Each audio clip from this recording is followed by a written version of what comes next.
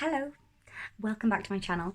Today we're going to be talking about my baby slash toddler young kid hacks, ways that can make your life easier as a parent and ways that can make those like big transitions a little more seamless, or those like really sticky points in the day that little bit less sticky.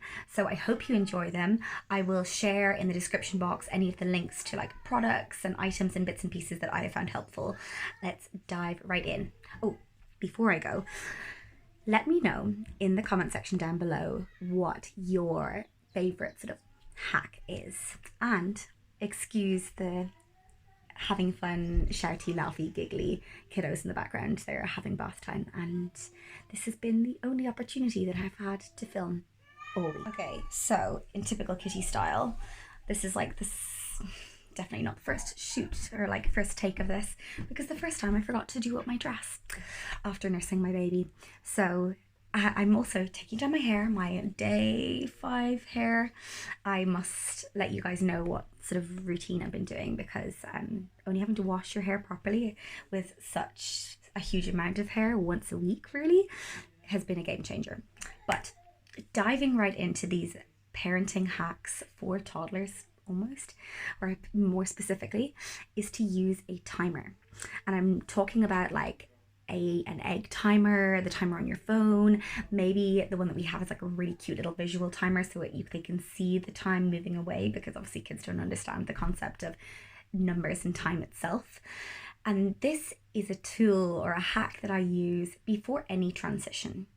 So if you're imagining, you are like so deep in a work, something that's on your work agenda, and you are just really focused and you're completely in it. Maybe you're writing something or you're reading something, and then someone just turns your computer off. And you're like, what the heck? I was in the middle of that was so important, and now I completely lost my trail of thought. And you're just really spinning. Our kids are the same when it comes to play. And so if we just come over to them and like say, okay, right, that's it, we're going to Granny's. We've got to go. I'm putting your shoes on, we're leaving. Our kids get like completely befuddled, and they're like, what's happening? Cue massive meltdown. So using this timer hack as like a preemptive piece has been an absolute game changer. We've been doing this since Jess was a toddler. We would just set the timers on our phones initially, and giving her the heads up to say, okay, let's set the timer for 5 minutes. Like we always do 5 minutes. She presses go herself, and we say, when the timer goes off, that means it's time for us to leave. And so it means that it's less of a shock, and it just softens the blow. So we use it before we have to leave the playground, before we have to leave the house to put our shoes on and go to playgroup. We use it if we've got dinner soon, we've got to come in from playing outside. We use it if we're having a particularly difficult time with sharing, and really I should do a whole separate video on like siblings and sharing and what my expectations are of my kids, but also as a family what we do. Hint, we don't do sharing the way everyone else does. So that has been invaluable, and I will share the cute little one that we have down below.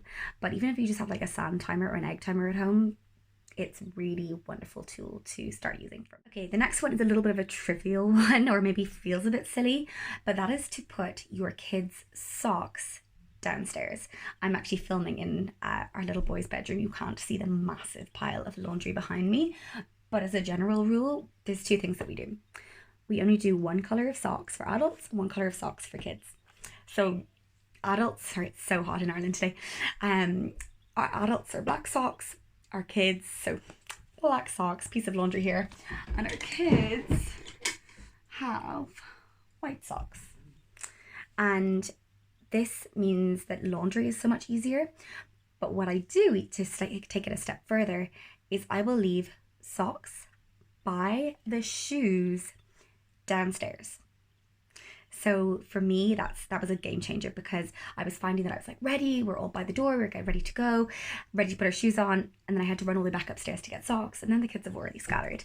So being able to have them side by side and in only 1 color has been an absolute. The next one I should have really brought up, but I mentioned this on my Instagram page, and it was the giant water bottle that I've been bringing around with me recently. It is huge. I want to say it carries easily 3 liters, 2 liters, 3 liters. It's like a hydro flask, so it keeps things cool and it keeps things warm depending on what you want. But for me, I was finding that even though we had these like cute little bottles for each of our kids, they have been needing so much more recently, and I want them to have so much more.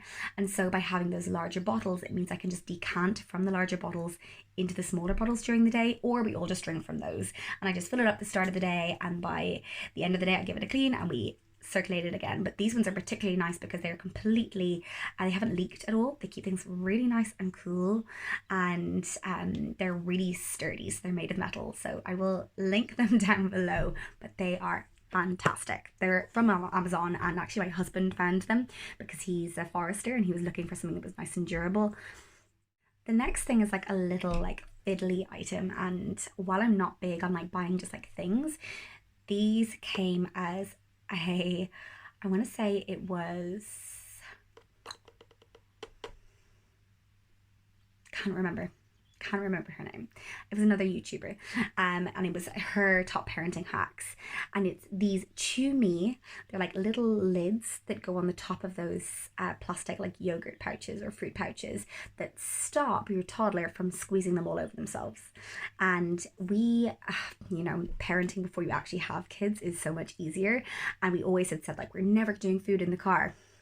Our kids, so spoiler alert, you're going to get children who don't like the car. And one of the only ways that they will stay happy is if they have a snack. So for us, being able to have like easy to grab, self-feeding bits and pieces has been a game changer for like longer trips that we do. And these Choo little tops that you just screw onto the top of those fruit pouches mean way less mess, because yogurt and pouchy things when they go off on the back of your car seat, not my favorite thing. I'll leave those linked down below as well. Furthermore to that kind of idea of like getting kids in and out of the car and what can make that a little bit easier for them and not having to put shoes on is one less thing and much more comfortable for them, I love car treats. They're not necessarily like chocolates or candies, but like energy balls, snacks, like snacky crunchy things, crackers, like granola bars. I have a little stash hidden in the dashboard, or like, is that what you call it, the dashboard? Of the passenger seat.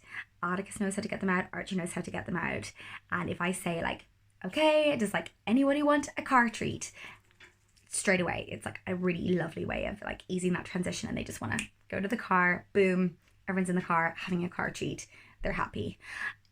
Only works when you use it every so often. Okay, so the next one is I have, I suppose, relieved myself of a lot of the pressure to be creating really beautiful meals.